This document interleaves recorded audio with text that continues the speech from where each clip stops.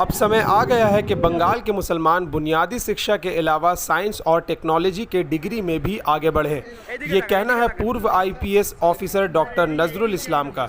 दरअसल आज 44वें Kolkata book fair के स्टॉल नंबर 456 में सूफिया प्रकाशनी की ओर से मासिक पत्रिका अहले हदीस की 50वीं प्रकाशनी के अवसर पर उन्हें संबोधना दिया गया। आपको बता दें कि सन 1972 में मासिक पत्रिका अहले हदीस लगातार प्रकाशित हो रही है। आज इस अवसर पे हुए अनुशासन में उपस्थित थे मौलाना मारूफ सल्फी, अब्दुल हलीम, मौलाना नसरुल बारी और इमदादुल हक वगैरह भी उपस्थित थे।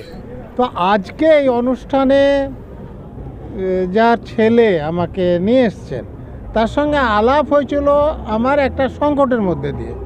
সেটা হচ্ছে যে আমি তখন কলকাতা পুলিশের ডিডি ছিলাম, পরে ডিসি হেডকোয়ার্টার হয়েছি। তো তখন তার কিছু মতামত অন্য কোনো লোকের পছন্দ না হওয়ার ফলে তাকে হুমকি দিয়ে ধমকি দিয়ে যে একটা শিক্ষা প্রতিষ্ঠানে জানেন আপনি লেখাপড়া জানা কাজ ছিলেন, প্রফেসর ছিলেন, তো সেখানে যাতে না আসতে পারেন সেই ব্যবস্থা করা হয়েছিল। এই সময় আমার এটা নজরে আসে।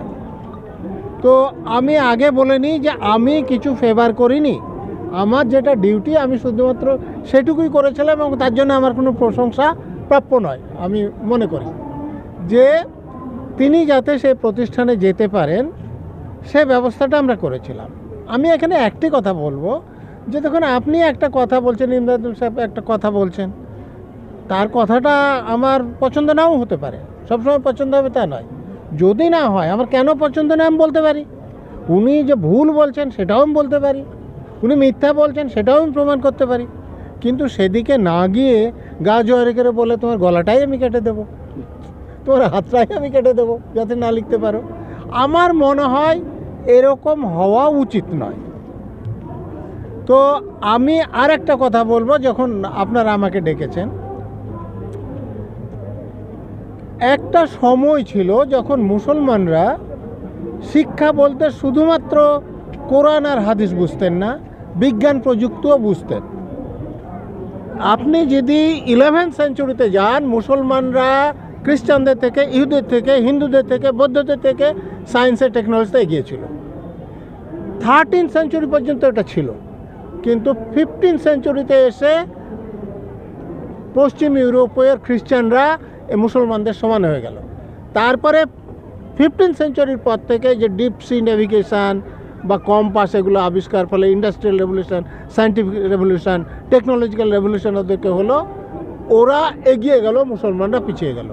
যার ফলে দেখুন আজকে মুসলমানদের অবস্থা কি।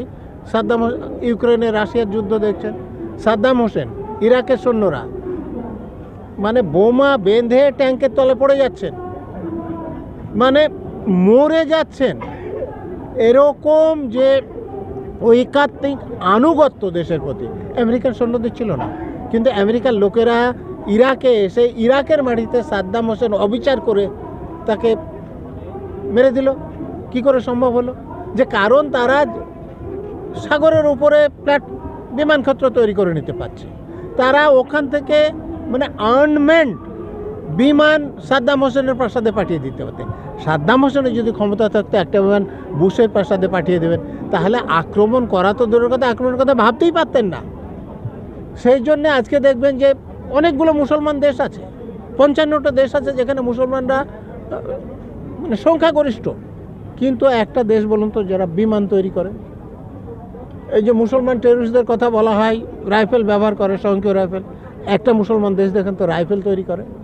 ঠিক, মুসলমানরা কম্পিউটার ব্যবহার করে, একটা মুসলমান দেশ দেখান তো ভালো কম্পিউটার তৈরি করে। আমি বলি মুসলমানরা আপনার নামাজ পড়তে ইচ্ছে করে পড়ুন, রোজা করতে ইচ্ছে করে করুন, ধর্ম করুন, কিন্তু আমাদের ধর্মে কোথায় লেখা আছে যে আমরা শুধু রোগী হব, ডাক্তার হব না, আমরা শুধু ব্রিজ তৈরিতে সিমেন্ট বইব, ইট বইব, ইঞ্জিনিয়ার হব না? আমাদের কোথায় আছে? আমাদের দেশে আইআইটি আইআইএম পাস করে একজন ছেলে বা যে ক্যালকাটা আইআইএম থেকে যারা চাকরি পেয়েছে, গড় বেতন মাসে 34 লাখ টাকা। আমাদের ধর্মে কোথায় বলা আছে যে খারিজি মাদ্রাসায় পড়ে মসজিদে 2,500 টাকার বেতনের চাকরি করব, খারিজি মাদ্রাসায় 3,000 বেতনের চাকরি করব, মাসে 34 লাখ টাকা বেতনে আমি যাব না? আমি বলবো যে মুসলমানদেরকে এই ভুল ধারণাটা আমাদের মুসলমানদের মধ্যে এখন যেহেতু পশ্চাৎপদতা আছে, আমি না বলে আপনারা বললে এই কথাটা তারা শুনবে। আমি বলবো আপনারা এই কথাটা বলুন। দেখুন, আহলে হাদিসের যে ইতিহাস আছে, যে আরবে যে আব্দুল ওয়াহাব জন্মেছিলেন, তার অনুকরণে এখানে যে তিতুমিরদের যে ওয়াহাবি আন্দোলন, ফরিদপুরে যে শরীয়তুল্লাহর ফরাজি আন্দোলন, বা দিল্লিতে যে তরিকাই মোহাম্মদিয়া আন্দোলন, সেই তরিকাই মোহাম্মদিয়া আন্দোলন থেকে পাটনা স্কুল, তাইওয়ানি স্কুল হয়ে আহলে হাদিস এসছে। এদের একটা উদ্দেশ্য ছিল যে পরবর্তীকালে যা এসছে, আমাদের কোরআনে যা আছে, হাদিসে যা আছে, সেগুলো আমরা মানব। আমি বলছি মানুন, কিন্তু তারও আগে মুসলমানরা সায়েন্স টেকনোলজিতে লিডার ছিল। আপনারা লিডার হন, ফলোয়ার হয়েন না, ভিখারি হয়েন না। আমার বক্তব্য সেটা। আমরা কেন হব? লেখাপড়া জানার লোক ছিলেন, এবং আমরা যখন ওনার বইও আছে, উনি আমাকে কিছু দিয়েও ছিলেন, আমরা সেগুলো দেখেছি। আরবিও জানতেন, যার জন্য আমরা দেখেছি যখন কথা বলতেন। তা আমি বলবো, যারা আরবি শেখেন তারা আরবিতে যাতে কথা বলতে পারেন, আরবি পড়ে যাতে অর্থ বুঝতে পারেন। শুধু যে জবর চিহ্ন দিয়ে পড়ে নিলেন, কোনো অর্থই বুঝলেন না, আরবিতে আপনি লিখতেও পারেন না, সে আরবি জানার কোনো মানে হয় না। আপনি কোরআন পড়ছেন দিনে রাতে, কিন্তু ওর অর্থটা কি আপনি জানেন না। আপনি অর্থটা জানুন, তবে সেটা আপনার জীবনে প্রয়োগ করতে পারবেন। এই বলে আমার বক্তব্য শেষ করছি। बात तो यह है कि अहले हदीस एक जमात है, इसकी बुनियाद उतनी ही मजबूत है जितनी बुनियाद इस्लाम की मजबूत है। ये बात याद रखिएगा, जब से कुरान और हदीस है तब से अहले हदीस है। तो ऐसा नहीं हो सकता कि कुरान हो और हदीस हो और उसके मानने वाले ना हों। तो जिस वक्त से कुरान और हदीस है उस वक्त से अहले हदीस है। ये अल्लाह का फضل है कि इस अहले हदीस की जमीयत और जमात में ये चीज़ बतौर ख़ास याद रखी जाती है, कोई भी हो, अगर उसकी बात कुरान और हदीस के मुताबिक है तो अल्हम्दुलिल्लाह, और अगर नहीं हो तो उसकी बात को रद्द कर दिया जाता है। हमारे सारे अइम्मा ने और बड़े बड़े उलमा ने इसी को कहा, इदा सहल हदीस हो मज़हबी, जब सही हदीस मिल जाए वही मेरा मज़हब है। ये सिलसिला माशाअल्लाह चला रहा है अल्हम्दुलिल्लाह। हिंदुस्तान की सरज़मीन पर ये जमीयत और जमात कायम है। जिस सिलसिले में भी हम लोग यहाँ बैठे हैं, वो माहाना मासिक पत्रिका है, इसका नाम है मासिक पत्रिका अहले हदीस। इसके 50 साल मुकम्मल हो गए। किसी भी पर्चे का या किसी भी मैगज़ीन का 50 साल की उम्र हो जाना ये बहुत बड़ी बात है। अल्हम्दुलिल्लाह ये पर्चा बिल्कुल ही अपने अंदाज में जारी व सारी है। इस मर्तबा की जो तंजीम बनी है, इसमें ये बात बाज़ाब्ता तस्लीम कराई गई कि इस पर्चे को और भी मेयारी बनाया जाए, और साथ साथ इसकी तादाद जो है, तबात की तादाद कुछ कम है, जबकि अहले हदीसों की तादाद मगरबी बंगाल में सबसे ज़्यादा है। इस मुनासबत से इस पर्चे की तबात की तादाद में इजाफ़ा भी किया जाए। इसमें कुरान भी है, हदीस भी है, दीनी मसाइल भी है, फ़िक़्ह और फतावा भी है, और बहुत सारे मामलात है जो दुनियावी उसमें लाए जाते हैं। अल्हम्दुलिल्लाह इस सिलसिले में मजलिस इदारत भी कायम हो चुकी है, और बड़े बड़े उलमा की निगरानी में अच्छे अच्छे मदामीन इसमें शाये भी किए जाएंगे। बड़ी अच्छी बात इन्होंने कही हमारे नज़रुल इस्लाम साहब ने, कि एक मुसलमान सिर्फ बीमार पड़ेगा डॉक्टर नहीं होगा, वो सीमेंट बोरा बनाएगा और इसके इंजीनियर नहीं होगा, ऐसी कोई बात नहीं है। बल्कि ये तो होना ही चाहिए, हमारी फितरत में ये चीज़ दाखिल है। ये अलग सी बात है कि लोग अभी एहसास कमतरी मुब्तला होने के नतीजे में इस काम को खुल के नहीं कर पाते हैं, वरना अल्लाह तबारक व तआला के फضل व करम से जितने भी उलूम व फ़नून हैं, उन तमाम के ईजाद करने वाले मुसलमान ही हैं। इसलिए हमें उस चीज़ को सामने रखना चाहिए और उसी मुनासबत से तरक्की करनी चाहिए।